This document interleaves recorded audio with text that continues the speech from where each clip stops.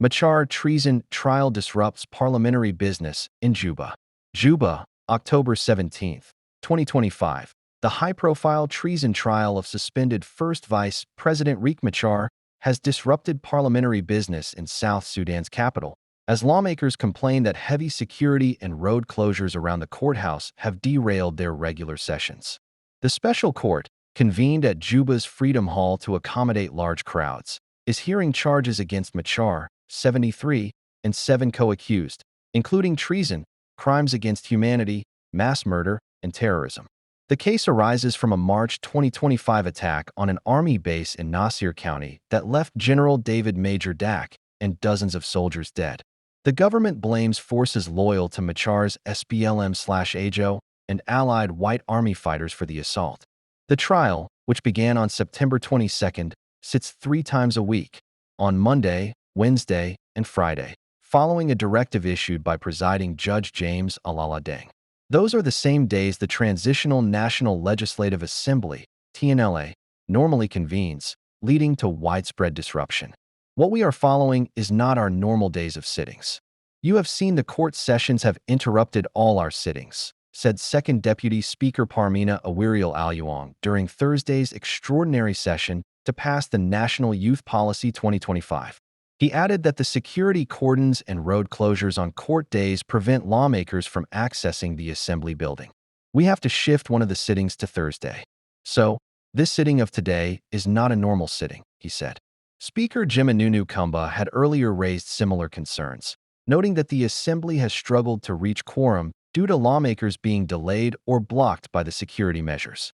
The disruptions have also spilled over into daily life across Juba. Edmund Yekani, Executive Director of the Community Empowerment for Progress organization, CEPO, said the heavy deployment around Freedom Hall is fully affecting public mobility and conduct of regular business in Juba. He urged authorities to consider relocating the trial to reduce the impact. There are multiple locations in town that can be used for the court trial apart from Freedom Hall, he said. Officials say the proceedings were moved to Freedom Hall, a venue typically used for social functions, because the Mutaria court could not accommodate the large number of accused, relatives, party officials, journalists, and diplomats attending the hearings. Machar treason trial disrupts Parliament's work. The high-profile treason trial of suspended First Vice President Riek Machar has thrown South Sudan's parliament into disarray, as lawmakers cite heavy security and road closures around the courthouse for interrupting legislative sessions. Speaker of the Transitional National Legislative Assembly, Jimenunu Kumba, the special court, convened at Juba's Freedom Hall, is hearing charges against Machar, 73, and 7 co-accused, including treason, crimes against humanity, mass murder, and terrorism. The proceedings stem from the March 2025 Nasir attack that killed General David Major Dak and dozens of soldiers.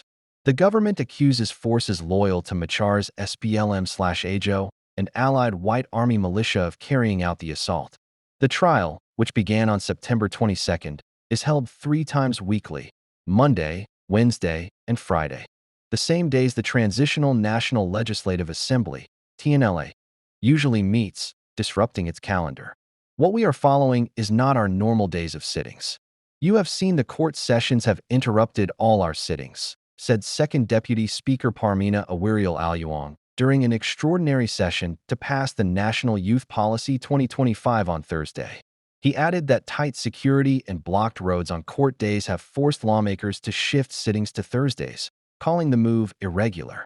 Speaker Jimenunu Kumba earlier expressed similar frustration, saying the assembly has struggled to reach quorum due to restricted movement.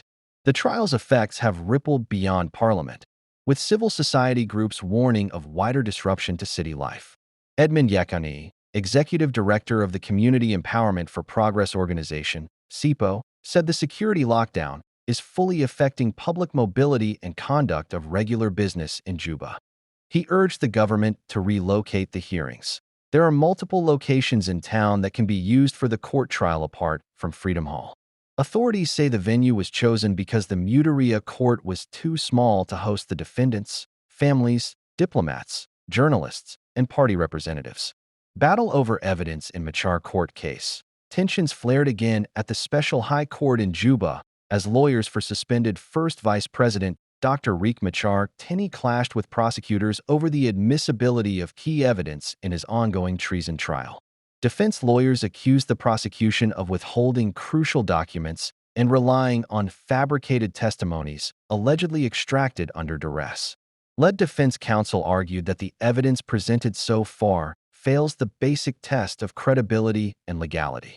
Prosecutors, however, maintained that the evidence, including intercepted communications and witness statements, is authentic and sufficient to prove Machar's role in what they described as an attempted overthrow of the state.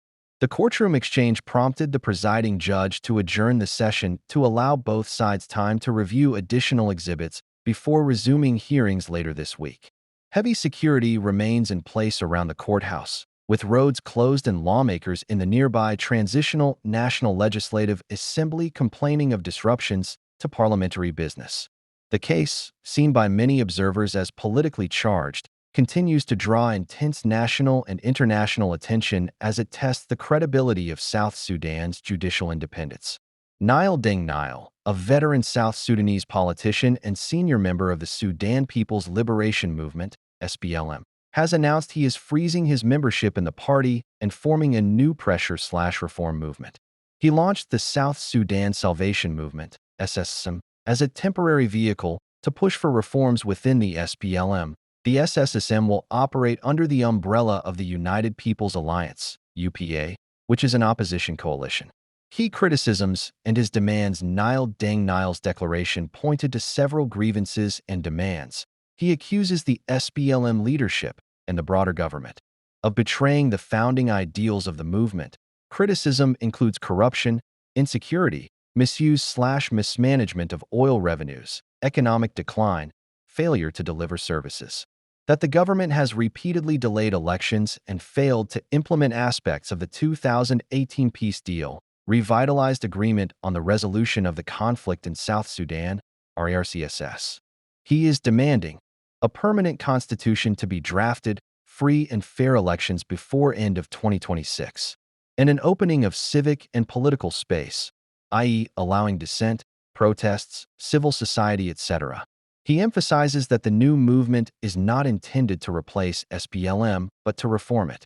Why it matters. Nile is a high-profile figure, former foreign minister, negotiator, long-standing SPLM insider.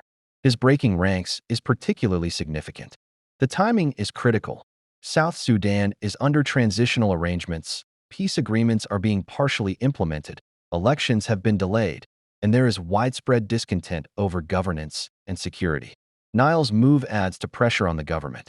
The defection could deepen internal divisions in SPLM and possibly shift the balance of political power, depending on how much support he can mobilize.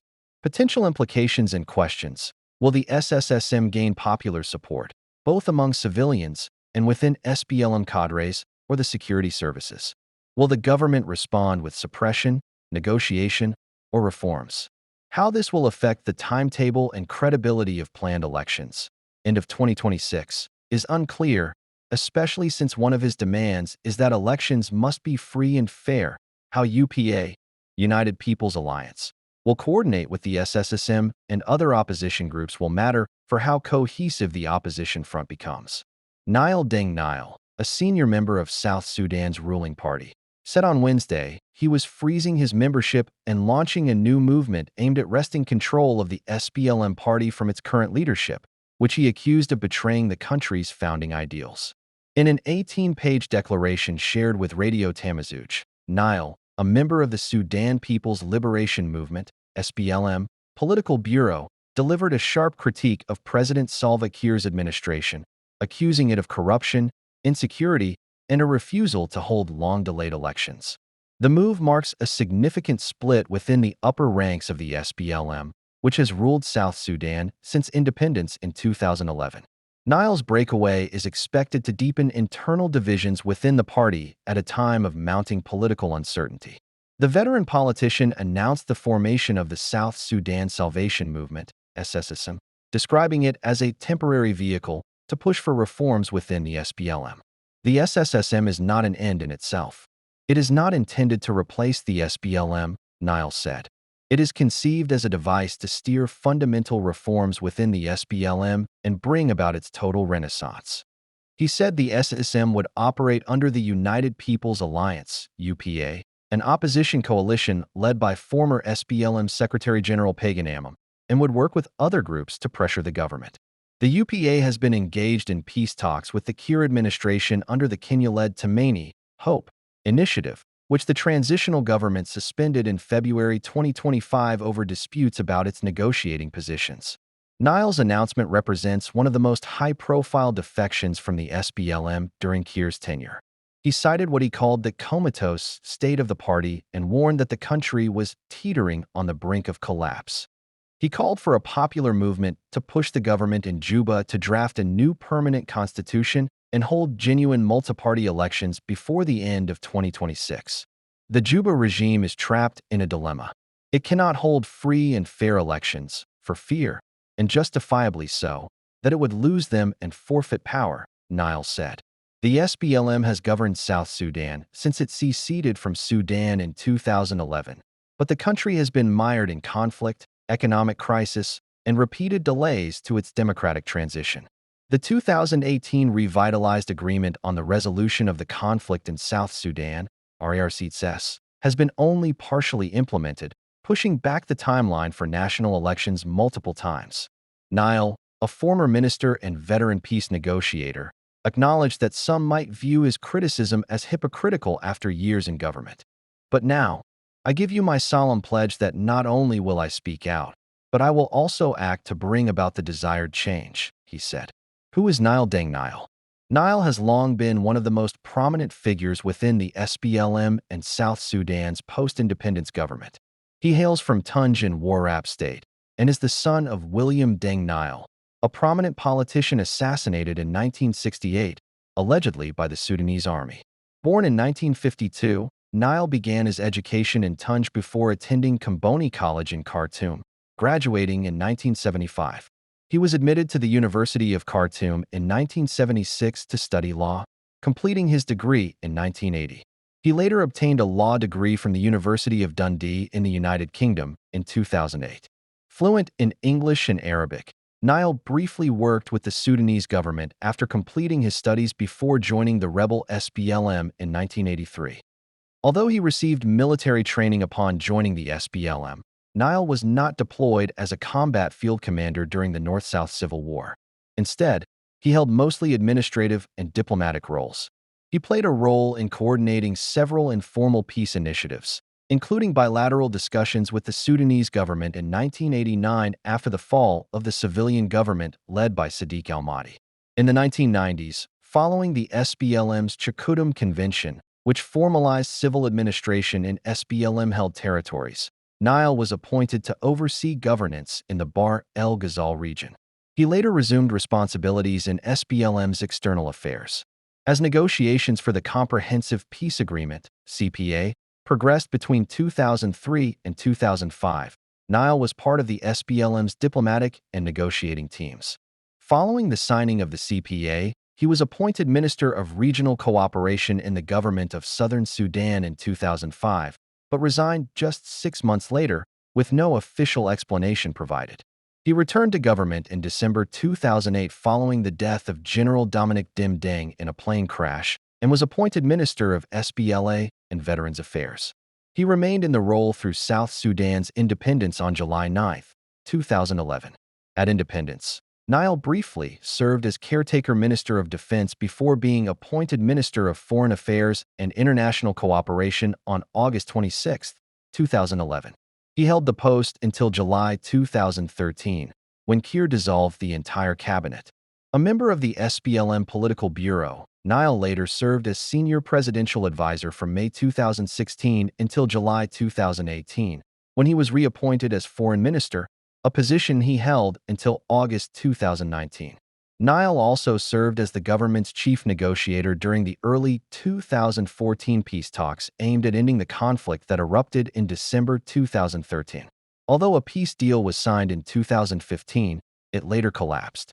He returned as chief negotiator during the talks that led to the signing of the revitalized agreement on the resolution of the conflict in the Republic of South Sudan, RARCS, serving from roughly 2017 through early 2018. In June 2020, under the revitalized Transitional Government of National Unity, Adjourned, Nile was appointed as Minister of Presidential Affairs. He served in that role until April 2021, his last cabinet position. Nile also led the government delegation in Rome-based peace talks with the opposition coalition SOMA in 2020, shortly after he was sworn in as Presidential Affairs Minister. He held the post until his replacement in 2021. False investigator accused South Sudan's suspended petroleum minister Pute Kong on baseless evidence that he provided $30,000 to the White Army militia to finance the deadly attack on the military garrison in Nasir that killed hundreds of SSBDF soldiers, which is totally not true. And there is no kind of transactions in the country, a lead investigator testified in the special court Friday. Major General Basilio Thomas Wani, the police commissioner of Northern Bahr el Ghazal State, presented the allegations against Pute Kong Chul, who is the first accused, during the 11th session of the high-profile trial. Pute Kong, 40, is one of 8 defendants, including suspended First Vice President Riek, 73, facing charges of treason, crimes against humanity, mass murder, terrorism, and destruction of property. The case stems from a March 2025 assault on a South Sudan People's Defense Forces (SSBDF) base in Nasir, Upper Nile State. Wani, under cross-examination by the prosecution, stated that Pute Kong sent the money by plane to fund the logistics and mobilization of the White Army for the attack. The money was sent twice. The first payment was a smaller amount meant for a ritual. The second payment was about $30,000, Wani told the court. He said the $30,000 was distributed among 15 payams, with each receiving $2,000.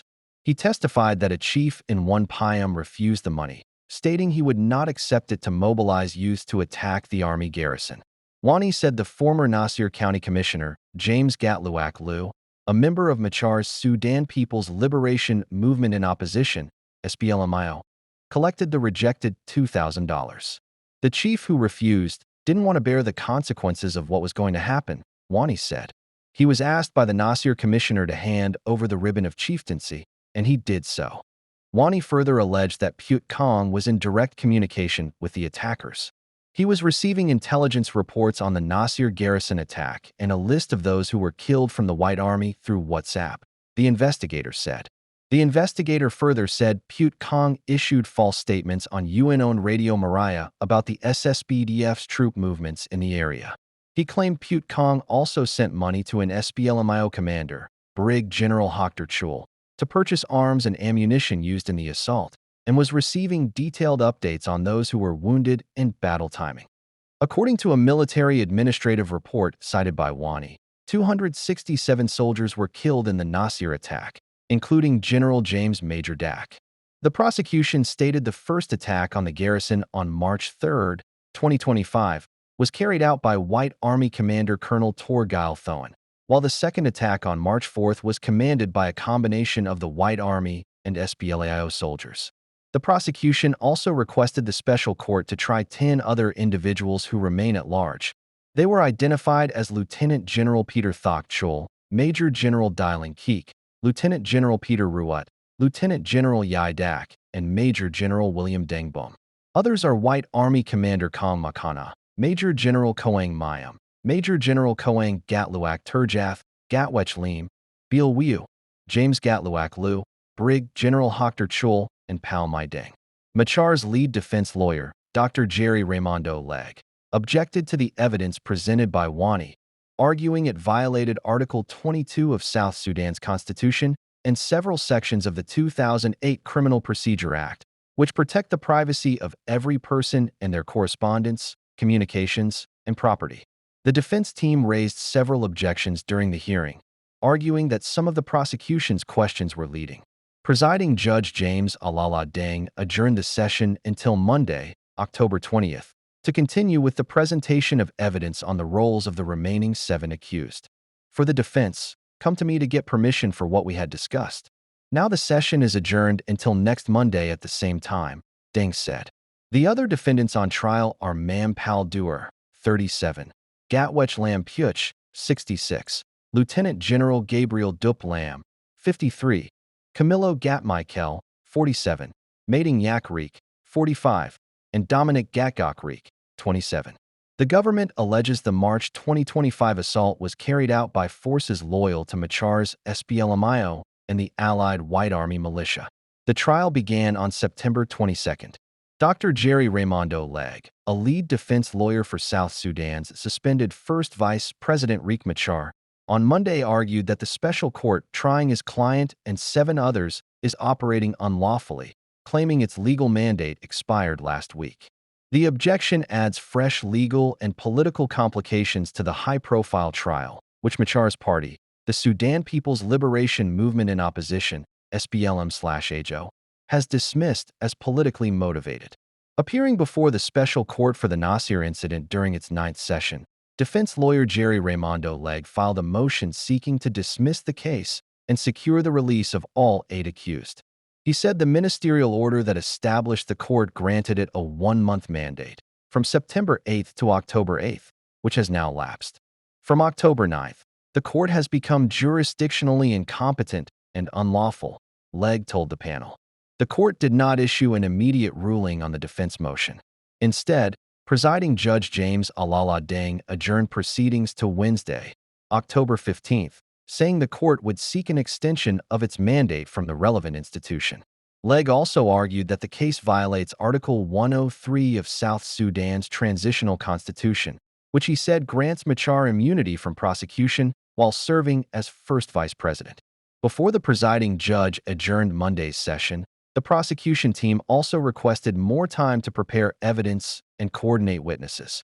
The court case, which began on September 22, involves Machar, 73, and 7 co-accused: Pute Kong Chul, 40, Mam Pal Duer, 37, Gatwech Lam Puch, 66, Lieutenant General Gabriel Dup Lam, 53, Camilo Gat-Michael, 47, Mating Yak Riek, 45, and Dominic Gatgok Riek, 27.